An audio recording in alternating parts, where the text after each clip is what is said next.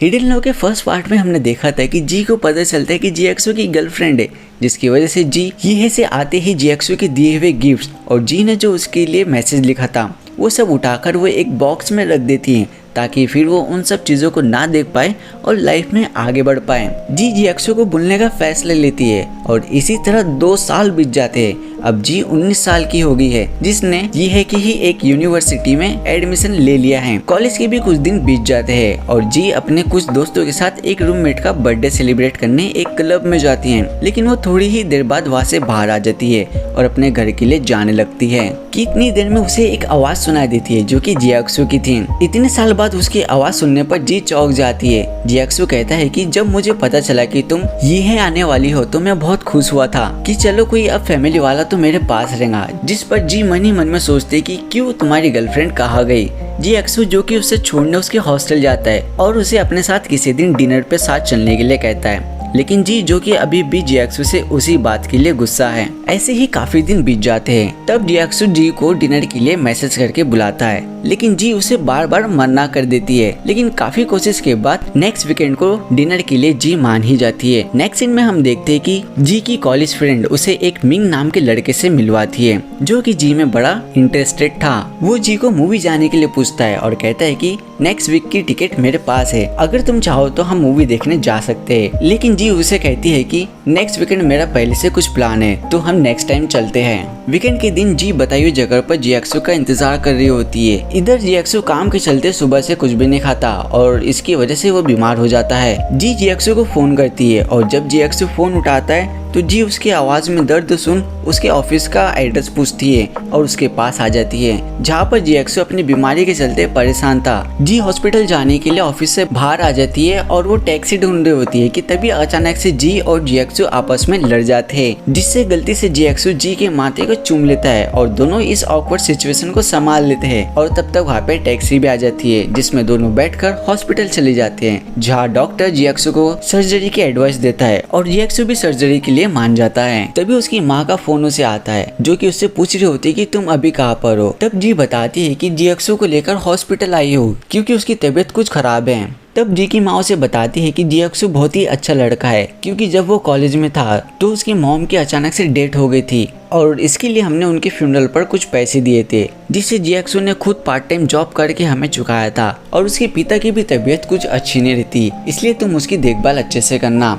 ये सुनने के बाद जी और भी दुखी हो जाती है। जब जीएक्सओ की सर्जरी पूरी हो जाती है तो जी उसका हालचाल लेने के लिए उसके रूम में जाती है। तुम अब जल्दी से अपने हॉस्टल चली जाओ क्योंकि रात बहुत हुई है, और टैक्सी से जाना और हॉस्टल पहुंचकर मुझे फोन करना। जिस पर जी चिढ़ते हुए कहते कि अब मैं छोटी बच्ची नहीं हूँ, इसलिए तुम मेरी चिंता करना बंद करो। और वो वहाँ से चली जाती है और फिर कुछ देर बाद वापस भी चली आती है, जिसे देख जीएक्सओ पूछता है कि तुम हॉस्टल क्यों नहीं गई। जी कहती कि क्या मेरी भी तबीयत खराब होती तो तुम भी मुझे ऐसे छोड़कर चले जाते। जी अपने खाने के लिए ब्रेड लेकर आती है और उसे खा रही होती है, तो जीएक्सओ उसे देखकर हंसता है क्योंकि वो बिल्कुल पफी फिश की तरह लग रही होती है। जब जी जीएक्सओ को हंसता देखती है तो वो बाथरूम चली जाती है, जहाँ उसे याद आता है कि नर्स ने कहा था जीएक्सओ के शरीर को गंदगी से बचाना है, इसलिए वो टॉवल को भिगो कर लाती है और जीएक्सओ के शरीर को पोंछने लगती है। और इसी दौरान दोनों एक दूसरे के थोड़े करीब आ जाते हैं। फिर जी अपने आप को संभालती है और वो रूम के चेयर पर जाके सोने लगती है। और सोते समय जी अपना फोन चेक कर रही होती है तो मिंग उसे वॉइस मैसेज करता है, जो कि इस शाम उसके साथ मूवी देखने जाने वाला था। उस वॉइस मैसेज को जी और जीएक्सओ दोनों सुन लेते हैं। जीएक्सओ कहते हैं कि क्या तुम्हारा बॉयफ्रेंड है, जिस पर जी कहते हैं कि नहीं, वो सिर्फ मेरा क्लासमेट है और तुम मेरी पर्सनल बातें छुप छुप कर सुनना बंद करो। जिस पर जीएक्सओ कहते हैं कि तुमने लाउड करके वॉइस मैसेज चलाया था,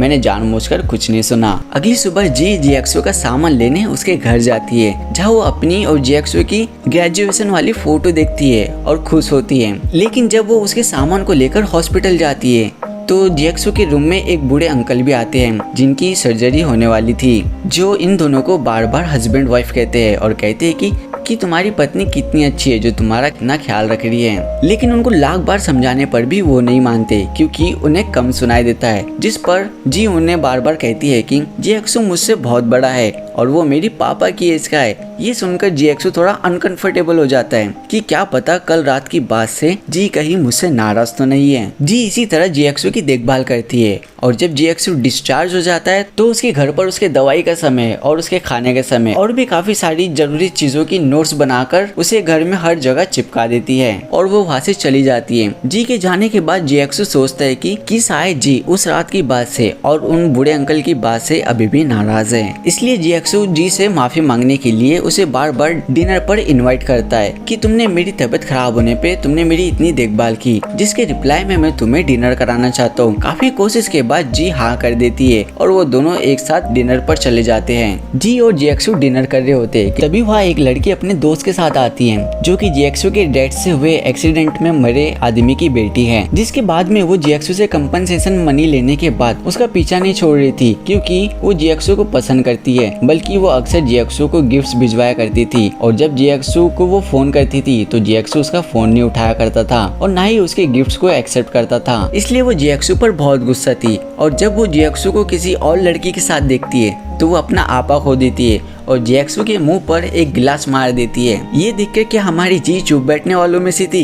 वो भी पानी का गिलास उठाकर उस लड़की के मुंह पे मार देती है और पूछती है कि तुम ऐसा किसी के साथ कैसा कर सकती हो, जिस पर वो लड़की ट्रे उठाकर उस पर चलाने वाली थी। तो जीएक्सू खड़ा होकर उसके हाथ से वो ट्रे ले लेता है और होटल के स्टाफ उस लड़की को वहाँ से बाहर फेंक देते हैं। जिसके बाद जी जीएक्सू को लेकर बाहर आती है और गर्म पानी की वजह से जीएक्सू के चेहरे पे चोट लगी होती है और वो उसे मलहम लगाती है और पूछते है कि वो लड़की कौन थी, जिस पर जीएक्सू बताता है कि उस पर मेरे पापा का कुछ कर्ज था जो कि मैंने चुका दिया, फिर भी वो मेरा पीछा कर रही है। तो जी समझाते हुए कहते हैं कि अगर तुमने उसके कर्ज को भर दिया है तो तुम उसे खुद को परेशान करने की इजाजत मत दो।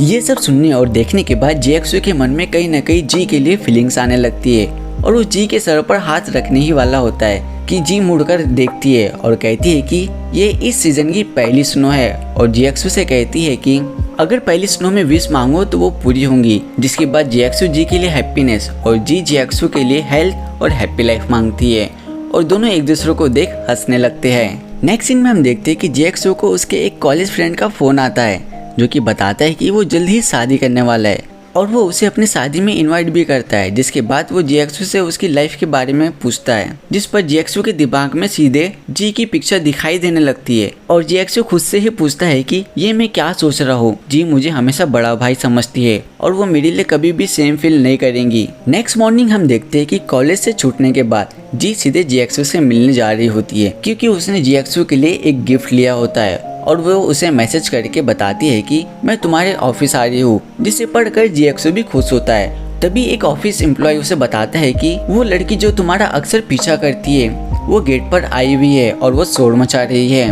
और वो तुमसे मिलने की जिद कर रही है। इतने में जीएक्सू जी को ऑफिस की खिड़की से देखता है तो वो ऑफिस के बैक डोर से जाकर जी को ऑफिस से बाहर खींचते हुए दूर ले जाता है और उसे चिल्लाते हुए कहता है कि तुम मेरे वर्क प्लेस पे ऐसे कैसे आ सकती हो। ये सुनने के बाद जी बिल्कुल उदास हो जाती है और कहती है कि मैं तो सिर्फ तुम्हारे लिए ये कैमरा लेकर आई थी जो तुम अपने डोर पे लगा दो तो तुम्हें पता चल जाएगा कि डोर पर कौन खड़ा है, क्योंकि जी जान गई थी कि वो लड़की अक्सर जीएक्सू को परेशान करती है। ये सुनने के बाद जीएक्सू थोड़ा शांत होता है। जी के साथ जीएक्सू इसलिए ऐसा कर रहा होता है क्योंकि वो नहीं चाहता कि जी को किसी भी तरह की परेशानी हो, क्योंकि वो लड़की अगर जी को मेरे ऑफिस में देख लेती तो वो कहीं उसे हर्ट ना कर दे। लेकिन जी इन सब से दुखी होकर जीएक्सू को उसका गिफ्ट देकर वहाँ से चली जाती है और इसके बाद जीएक्सू लगातार जी को मिलने के लिए मैसेज करता है, लेकिन जी उसके किसी भी मैसेज या फोन का जवाब नहीं देती और वो अक्सर दुखी रहती है। कुछ दिनों बाद जी के एग्जाम्स होने वाले होते हैं, इसलिए जी एग्जाम्स के प्रिपरेशन में जुट जाती है और जी का फाइनली एग्जाम खत्म भी हो जाता है। तब सारे क्लासमेट्स मिलकर एग्जाम्स ओवर सेलिब्रेट करने के लिए एक क्लब में जाते हैं जहाँ पर जी काफी ज्यादा ड्रिंक कर लेती है क्योंकि उसे जीएक्सू की कही बात बार बार याद आ रही होती है। तभी जी को जीएक्सू का कॉल आता है। नशे की हालत में होने की वजह से जी कॉल उठा लेती है और जी की आवाज सुनते ही जीएक्सू जान जाता है कि जी ने ड्रिंक किया हुआ है। तो वो उस क्लब का पता पूछकर वहाँ आने के लिए कहता है और उससे साथ में ये भी कहता है कि जब तक मैं वहाँ पे ना आ जाऊँ तुम वहीं पर ही रहना। जी ये सुनने के बाद अपना बैग उठाकर वहाँ से बाहर चली जाती है, जिसके पीछे मिंग आता है और उसकी तबीयत के बारे में पूछ रहा होता है। तभी वहाँ जीएक्सू आकर उसे पीछे ढकेलता है क्योंकि यहाँ पे जीएक्सू पहली बार जेलस हो रहा होता है जी को किसी और लड़के के साथ देखकर और वो कहता है कि मैं इसका बड़ा भाई हूँ, जिसे देखकर मिंग वहाँ से चला जाता है। जीएक्सू गुस्से में जी का हाथ पकड़कर उसे खींचते हुए वहाँ से जाता है, जिस पर जी अपना हाथ छुड़ाकर कहती है कि अब मैं बड़ी हो चुकी हूँ और तुमने ही मुझसे बचपन में कहा था कि जब मैं बड़ी हो जाऊँ तो मैं अपने मन का कर सकती हूँ, फिर अब तुम मुझे क्यों कंट्रोल करना चाहते हो। जिस पर जीएक्सू कहता है कि मैंने ऐसा कभी नहीं कहा कि तुम ड्रिंक कर सकती हो। इतने में जी की तबीयत खराब होती है और वो जीएक्सू पर वोमिट कर देती है, लेकिन जीएक्सू उसे कुछ नहीं बोलता और उसे गले लगाकर उसके सर पर थपथपाने लगता है। और कुछ देर आगे बढ़ने के बाद जी जमीन पर बैठ जाती है और कहती है कि मेरी तबीयत कुछ ठीक नहीं है। जिस पर जीएक्सू उसे अपने बैग पर आने के लिए कहता है, लेकिन जी कहती है कि तुम्हारा तो ऑपरेशन हुआ है और तुम 3 महीने तक भारी सामान नहीं उठा सकते हैं। जिस पर जीएक्सू कहता है कि मेरे ऑपरेशन को 3 महीने हो चुके हैं। जिसके बाद जी रोने लगती है और कहती है कि मैं बहुत मोटी हूँ और बहुत अगली भी। जिस पर जीएक्सू अपनी हंसी नहीं रोक पाता और उसे हंसता देख जी कहती है कि देखो तुम भी मुझ पर हंस रहे हो। जीएक्सू कहता है कि नहीं, मैं तुम पे नहीं हंस रहा, और वो जैसे तैसे जी को मनाकर उसे अपने बैग पर लेके कार तक जाने लगता है। रास्ते में जाते वक्त जी रो रही होती है। जीएक्सू उसके रोने की वजह पूछता है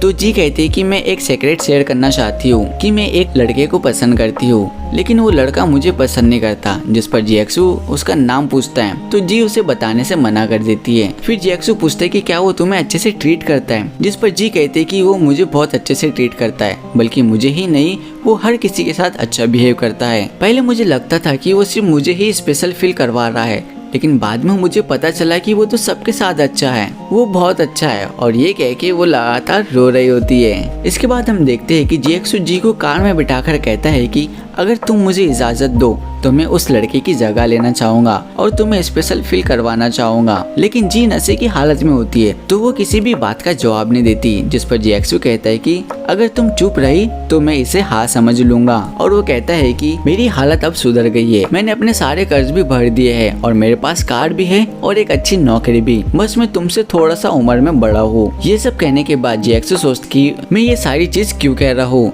जी शायद कभी मुझे एक्सेप्ट ना करे। फिर उसके बाद वो उसे हॉस्टल में छोड़कर घर चला जाता है। अगली सुबह जब जी की आँख खुलती है तो उसे रात की बातें याद आने लगती है कि उसने जीएक्सू के ऊपर वोमिट कर दी थी, जिसकी वजह से वो बार बार खुद को कोसती है और कहती है कि भला जीएक्सू मेरी जैसी नशेड़ी लड़की को क्यों ही पसंद करेगा। जिसके बाद वो अपना फोन चेक करती है, जिस पर जीएक्सू का मैसेज आया रहता है कि मैं तुम्हें एयरपोर्ट छोड़ने अपनी गाड़ी लेकर आ रहा हूँ, इसलिए तुम तैयार रहना। जी जैसे ही बेड से उठती है तो उसके सारे रूममेट्स उससे पूछते हैं कि कल रात जो लड़का तुम्हें छोड़ने आया था वो कौन था। तो जी बताती है कि वही मेरा क्रश था। इसके बाद जी तैयार होकर हॉस्टल से बाहर निकलती है एयरपोर्ट जाने के लिए, जहाँ जीएक्सू उसका कार में इंतजार कर रहा होता है। तभी पीछे से मिंग आवाज लगाता है जो कि जी के लिए ब्रेकफास्ट लेकर आया था और वो उससे कन्फेंस करता है कि मैं तुम्हें पसंद करता हूँ। जिस पर जी उसे ना बोलने वाली होती कि तभी उसे जीएक्सू की वो बात याद आती है जब उसने कहा था कि अगर कोई तुम्हें पसंद करे तो तुम उसे अचानक से ना नहीं बोल सकती, तुम्हें उसे प्यार से समझाना चाहिए। इसलिए जी मिंग से कहती है कि मैं तुम्हारी थैंकफुल हूँ कि तुम मुझे पसंद करते हो, लेकिन मैं किसी और को पसंद करती हूँ। ये सुनने के बाद तो बेचारे मिंग का दिल टूट ही जाता है। फिर भी वो कहता है कि चलो आगे से हम अच्छे दोस्त तो रह ही सकते हैं ना। जिस पर जी हाँ बोलकर जीएक्सू की कार में बैठ जाती है। जीएक्सू तो जेलस हो ही रहा होता है और वो जी से पूछता है कि क्या ये वही लड़का है जिसके बारे में कल रात तुम बात कर रही थी। तब जी चौंक जाती है और मन ही मन में सोचती है कि कल रात मैंने जीएक्सू से क्या क्या कह दिया है। और इसी के साथ हिडन लव का पार्ट 2 यही खत्म होता है।